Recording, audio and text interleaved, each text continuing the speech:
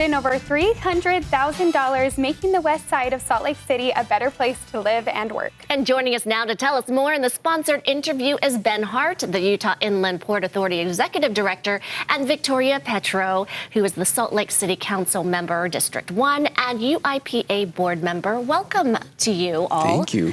This is an important subject when we're talking about the Utah Inland Port Authority. A lot of controversy in the beginning. What would you like people to know about this area? Well, look, I think there's a lot of things that have been talked about, but what we really want to convey more than anything else is we want to take trucks off the road. We want to take pollution out of the air, and that means protecting the wetlands in the Great Salt Lake as well.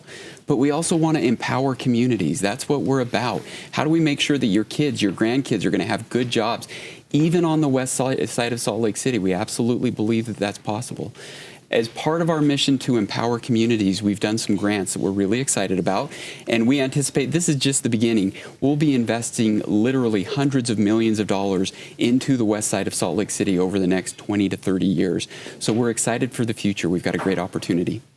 Well, and this is especially important to us over here. This is where our station's located, is in West Salt Lake, and I actually lived, Soraya and I both lived in West Salt Lake at one point. So talk to us about some of the projects that you guys have done and what you have in the works. So I'm thankful you all recognize that the west side is the best side. These projects represent the port's commitment to not just making sure there are jobs and a safe environment, but making sure the quality of life for Salt Lakers is preserved. So we have organizations like the Suazo Business Center, which is helping entrepreneurs and business people live the actual American dream. We have NeighborWorks, which creates affordable home ownership opportunities. We have Neighborhood House, which does childcare, literally soup to nuts. Whatever makes our community safe, the kind of place that I choose to live here and preserve that's the kind of program that's getting this first round of investment from the port.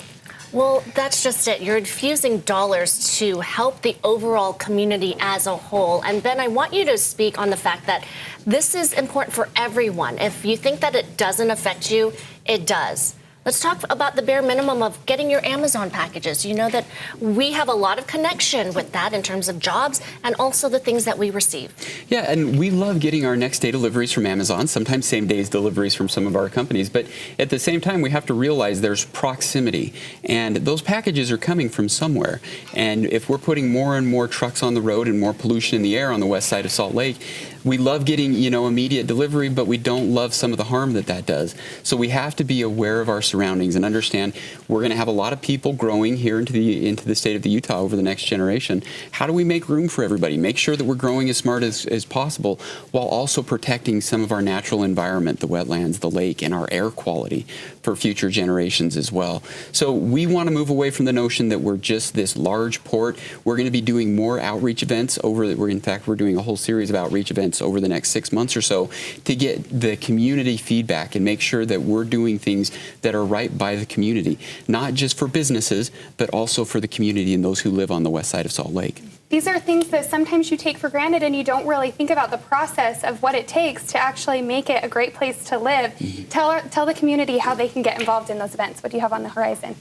Well, we'll have several town halls. We'll be coordinating with the city of Salt Lake City.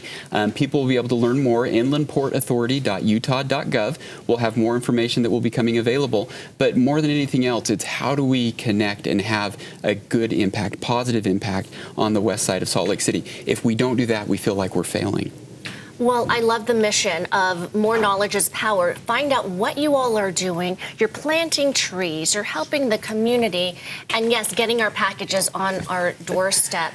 But you hope that people will find out more about this and also come and participate. Yeah, we hope we'll get good participation. We hope we'll have people that come with their ideas, tell us what we can do to improve the west side of Salt Lake City.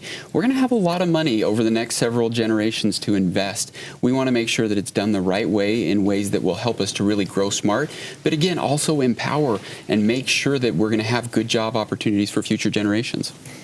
It's exciting to me as a resident and as a representative because the history of redlining and marginalization is still visible on the west side, and organizations like the Port, they're changing that.